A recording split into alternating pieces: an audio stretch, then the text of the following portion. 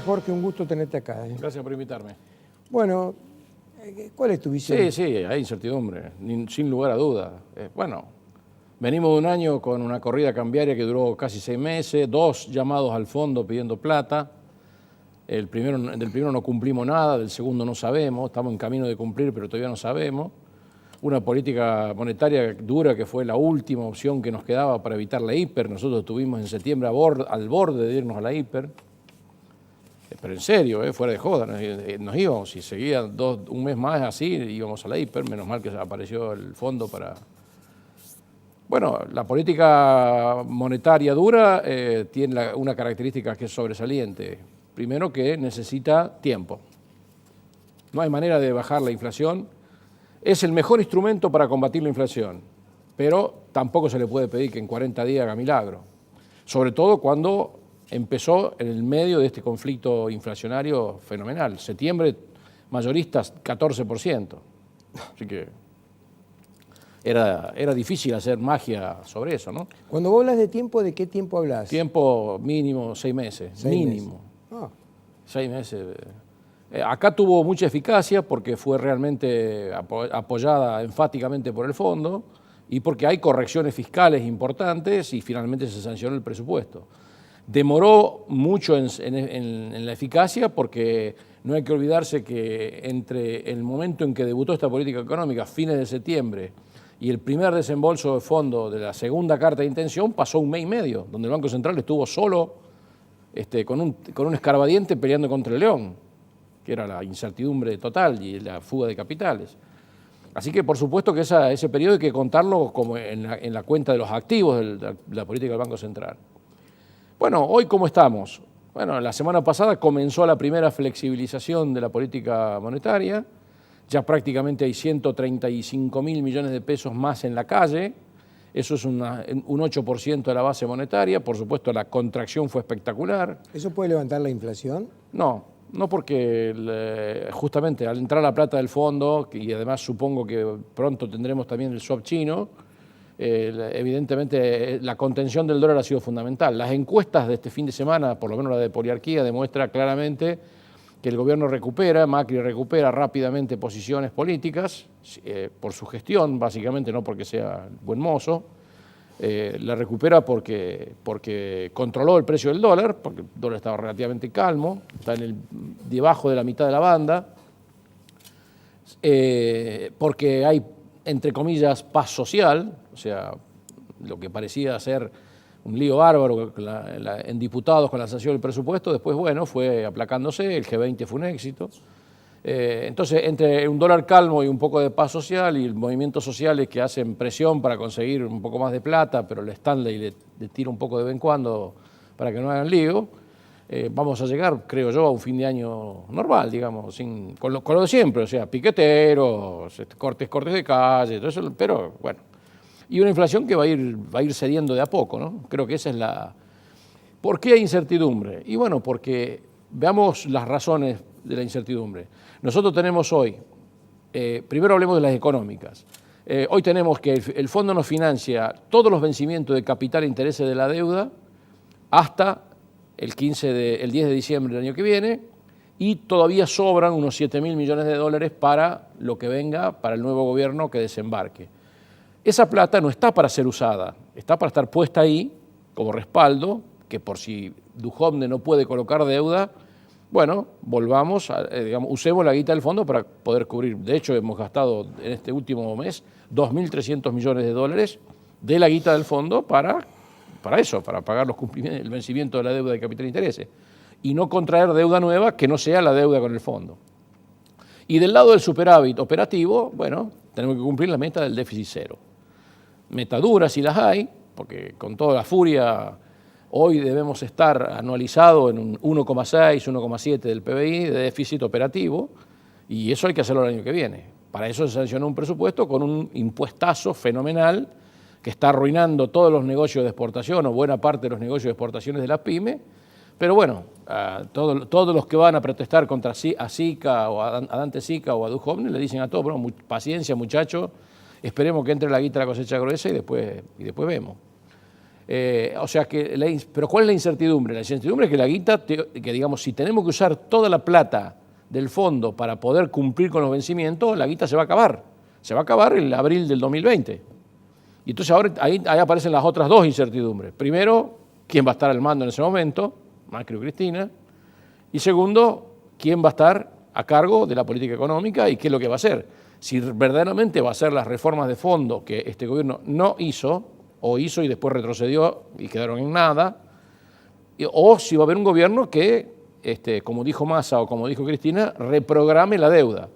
Obviamente, si el candidato oficialista está más o menos a la par en las encuestas con la principal jefa de la oposición, evidentemente que los mercados van a reaccionar pensando que vamos a una reprogramación de la deuda.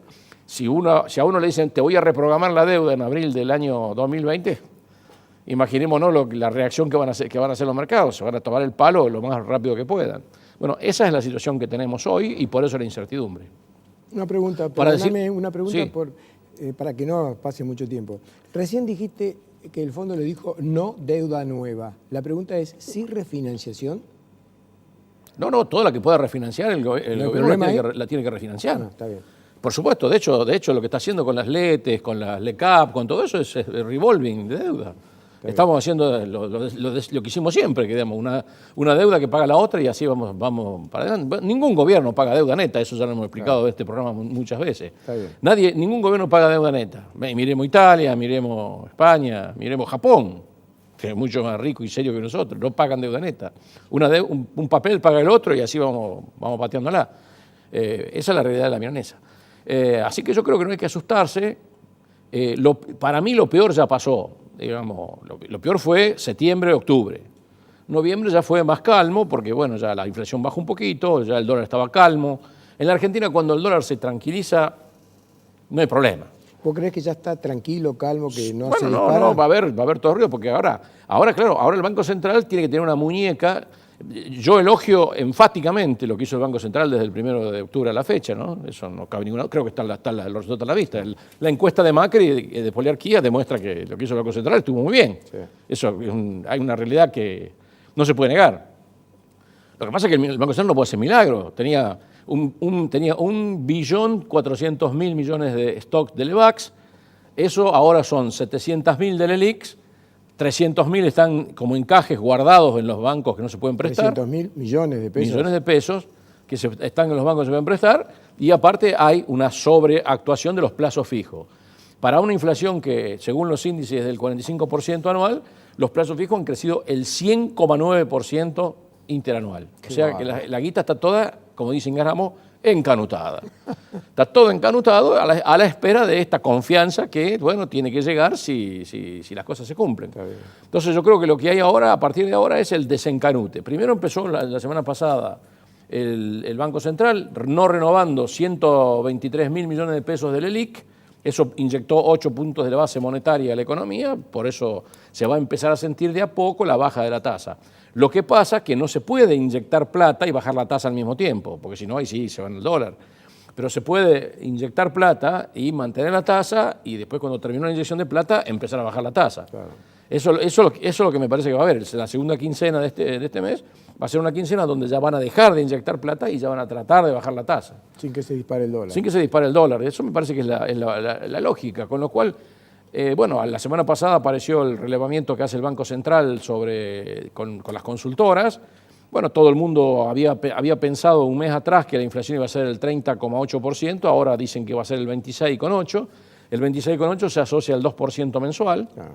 El 2% mensual es mucho más digerible y eso da una sensación de normalidad de que volvemos a abril. Que volvemos más o menos a la tasa de inflación de abril. Y bueno, el gobierno ha lanzado un intento de paritarias al 23%. Eso sería bastante de piso. Quiere decir que los gremios más fuertes van a conseguir 30, 35, los gremios menos fuertes van a conseguir menos. Pero bueno, yo creo que eso va a permitir. Y en cuanto al nivel de actividad económica, yo creo que lo que nos queda es pensar de que primero, hace 2 meses todos los pronósticos eran negros, sombríos, el año que viene vamos a ser todo recesivo, toda una porquería. Yo creo que no va a ser para tanto y ahora me estoy dando cuenta que incluso el fondo cayó en ese error. Y ahora me estoy dando cuenta que todo el mundo lentamente va variando su pronóstico, ¿no? Entonces, ya Lagarde dijo que en marzo o abril ya empieza a repuntar, segundo trimestre. ¿Vos coincidís con Lagarde? De que Sí, marzo, abril. sí, sin duda. Y ¿Y eso cuándo llegaría eso? Mira, Rubén, vamos a hacerlo muy al simple. pueblo, Jorge. Porque siempre tardan 60, 90 días en que si algo empieza a repuntar en los números, al pueblo recién trasciende 60, Bueno, el 90 días. desencanute empezaría ya ahora para las vacaciones. Y con la guita de la cosecha fina, el ¿Que campo... entra cuándo? ¿Cuándo entra? La guita de cosecha fina ya está empezando a entrar. Ya está está vendiendo. entrando o ya se está vendiendo afuera? Ya se está vendiendo el trigo. No, el trigo está vendido hace rato. ¿Ah, sí? El trigo está vendido hace rato y ya está muy bien vendido. Ahora empieza a entrar la guita contante y sonante, digamos, de la plata del trigo, de la cebada del sur, del girasol del norte. Eso junto con el desencanute. Después, el 2 de enero seguramente va a haber un abalanzamiento de los compradores de autos frustrados de este año, que van a ir todos corriendo a la concesionaria porque cambia el modelo. Este año se vendieron 250.000 autos menos de lo que se tenían que vender. Eso se van a empezar a vender claramente, así que eso se va a sentir ya prácticamente a partir de enero. Una pequeña mejora va a ir entre el turismo, la cosecha, el desencanute y los autos, algo vamos a ver.